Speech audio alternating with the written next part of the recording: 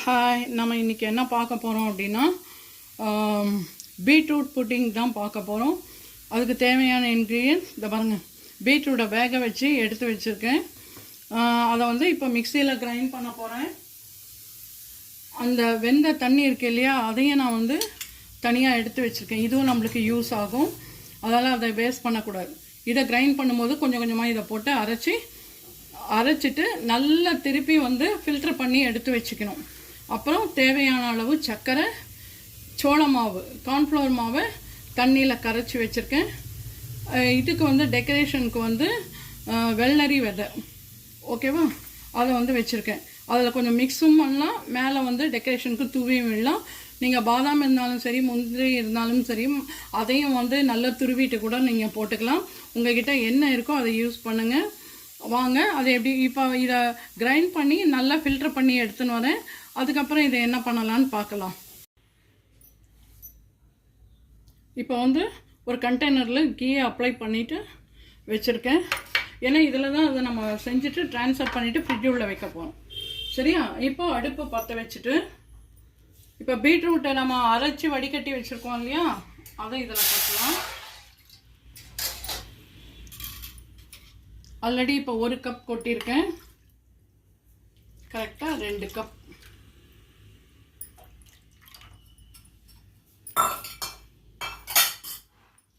அதுக்கப்புறம் இதுக்கு தேவையான அளவு சர்க்கரை. உங்களுக்கு ஆல்ரெடி வந்து பீட்ரூட்லேயே சுகர் இருக்கும். உங்களுக்கு எவ்வளோ சர்க்கரை தேவையோ அந்த அளவு. நான் இதுலேயும் 3/4 தான் போட்டிருக்கேன். ஏன்னா உங்களுக்கு ஜூஸ் பார்க்கும்போது நிறையா இருக்க மாதிரி இருக்கும், பட் வந்து கம்மியாக இருக்கும். ஏன்னா இதில் சுகர் இருக்கிறதால நான் கம்மியாக போட்டிருக்கேன். அதுக்கப்புறம் வந்து சோள மாவு வந்து கரைச்சி வச்சுருக்கேன். ஃபஸ்ட்டு இந்த சுகர் கரையிட்டோம். ஏன்னா சோள மாவு விட்ட உடனே அது வந்து கொஞ்சம் திக்னஸ் ஆக ஆரம்பிச்சிடும். கொஞ்சம் ஹை ஃப்ளேம்லேயே கூட இதை வச்சுக்கோங்க. இதை ஆல்ரெடி பாயில் ஆயாச்சு, அதனால் நம்மளுக்கு ஒன்றும் இல்லை. இப்போ சுகர் மட்டும்தான் வந்து கரையணும். ஏன்னா சுகர் கரைஞ்சதுன்னா திருப்பி எக்ஸ்ட்ரா வாட்டர் லெவல் வந்து கொஞ்சம் இன்க்ரீஸ் ஆகும். அதனால் கொஞ்சம் கலரிட்டு கார்ன்ஃப்ளவர் மாவு கரைச்சி வச்சதை விட்டுடலாம். ரொம்ப ரொம்ப கலர்ஃபுல்லாக இருக்கும். குழந்தைங்களுக்கு பார்க்கும் போதே சாப்பிட்ணும் அப்படின்னு ஒரு டெம்ப்ட் ஆகும். இதில் நீங்கள் வந்து கேரட்லேயும் பண்ணலாம், பீட்ரூட்டில் பண்ணலாம், எதில் வேணாலும் நீங்கள் பண்ணலாம். இதில் ஃப்ளேவர் வேணும்னா நீங்கள் வெண்ணிலா ஃப்ளேவர் வேணாலும் விட்டுக்கலாம். கடைசியில் விட்டுட்டு பண்ணிங்கன்னா இன்னும் நல்லாயிருக்கும். எப்போவுமே நம்மளோட கான்செப்ட் வந்து இருக்கிற திங்ஸை வச்சு பண்ணுறது தான். ஏலக்காய் இருக்கா, அரைக்கும் போதே ஏலக்காவை போட்டு அரைச்சிடுங்க. அதுவே நேச்சுரல் ஃப்ளேவர், ரொம்ப நல்லாயிருக்கும். இப்போ நம்ம ஹை ஃப்ளேமில் வச்சதால் சர்க்கரை நல்லா கரைஞ்சாச்சு.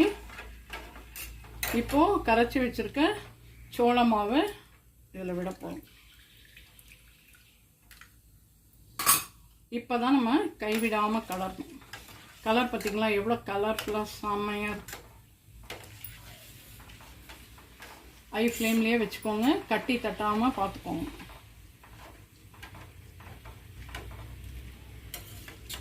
இப்போ போடும்போதே உங்களுக்கு திக்னஸ் வந்துடும். பாம்பே அல்வாலாம் இதுதான், வெறும் சோள மாவை வச்சு தான் பாம்பே அல்வா. அதில் வந்து ஃபுட் கலரை வந்து ஆட் பண்ணுவாங்க, வேறு ஒன்றும் கிடையாது. இதே தான் நம்ம ஸ்வீட் பாக்ஸ்லலாம் வரும் தெரியுமா, ஆரஞ்சு கலர், எல்லோ கலர், அந்த ஸ்வீட் வந்து பாம்பே அல்வான்றது வெறும் சோள மாவை வச்சு பண்ணுறது தான். இது கொஞ்சம் கொதிக்கட்டும். கொதித்து திக்கான உடனே சொல்கிறேன். கொஞ்சம் ஆறின பிறகு கொஞ்சம் ரூம் டெம்பரேச்சருக்கு வந்தோன்னா அதில் ட்ரான்ஸ்ஃபர் பண்ணிவிட்டு ஒரு 1 hour கழிச்சு நம்ம எடுத்தோம்னா சூப்பரான பீட்ரூட் புட்டிங் தயார். இதை பாருங்க, இப்போயே நல்லா திக்னஸ் வந்தாச்சு பார்த்தீங்களா. 2 கண்டெய்னரில் கூட நீங்கள் வச்சுக்கலாம். அதை பாருங்கள், திக்னஸ் வந்தாச்சு. இது பார்த்தீங்களா, அவ்வளோதான். உங்களுக்கு ஃபஸ்ட்டு பார்த்ததுக்கும் இதுக்கும் தெரியுதா, வந்துடும். இம்மீடியட்டாக இந்த கார்ன்ஃப்ளவர் விடும்போதே திக்னஸ் வந்துடும்.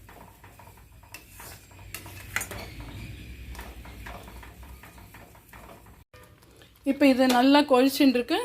இதுலேயே கொஞ்சம் சாரப்பருப்பையும் போட்டு மிக்ஸ் பண்ணிடலாம். அதாவது வெள்ளரி விதை, சாரப்பருப்பு இல்லை வெள்ளரி விதை, இதையும் போட்டு மிக்ஸ் பண்ணிக்கலாம். நெக்ஸ்ட் மேலே கார்னிஷிங்க்கும் நம்ம போட்டுக்கலாம். சரியா? இது கொஞ்சம் கலர்ஃபுல்லாக இருக்கும், பார்க்கும்போது கிளாஸியாக இருக்கும்போது ரொம்ப நல்லாயிருக்கும். அவ்வளோதான். இது கொஞ்சம் ஆறினோன்னா நம்ம ட்ரான்ஸ்ஃபர் பண்ணிடலாம்.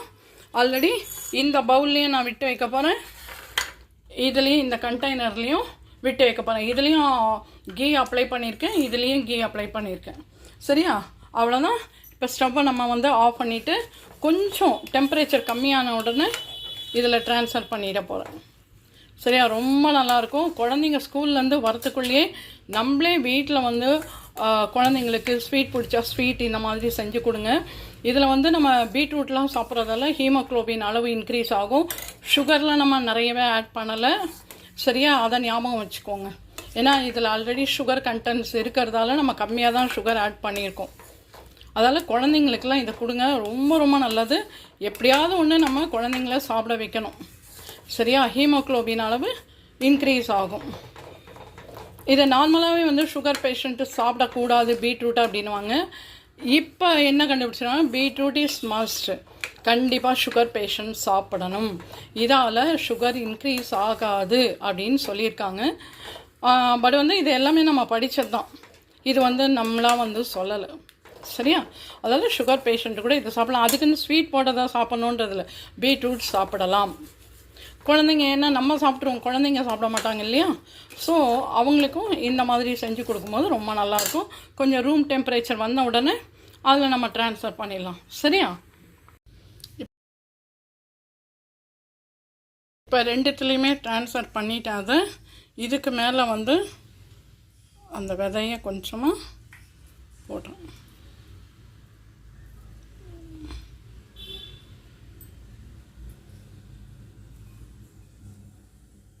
முந்திரி இருந்ததுன்னா போட்டுக்கோங்க, பாதாம் இருந்ததுன்னா போட்டுக்கலாம், அது உங்களோட இஷ்டம். நம்ம வீட்டில் என்ன இருக்கோ அதுதான் நம்ம போட போகிறோம்.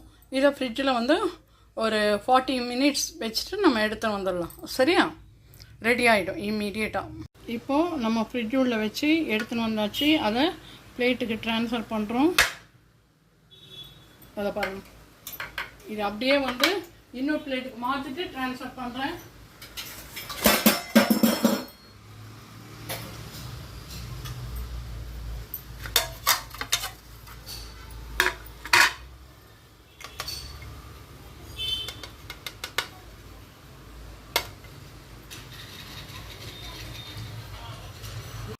இப்போ கட் பண்ணலாம்.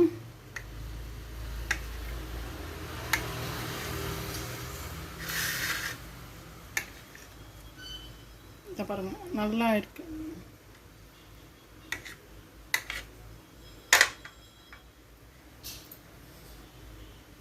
ஜெல்லி செமையாக இருக்கு. இதே மாதிரி நீங்களும் உங்கள் வீட்டில் செஞ்சு பார்த்து சாப்பிட்டுட்டு எப்படி இருக்குன்னு சொல்லி லைக் பண்ணுங்கள், ஷேர் பண்ணுங்கள், கமெண்ட் பண்ணுங்கள். இது வரைக்கும் நம்மளோட சேனல் பத்மாஸ் ஆலினால் சேனலை சப்ஸ்கிரைப் பண்ணாதவங்க பண்ணுங்கள். பாய், டேக் கேர்.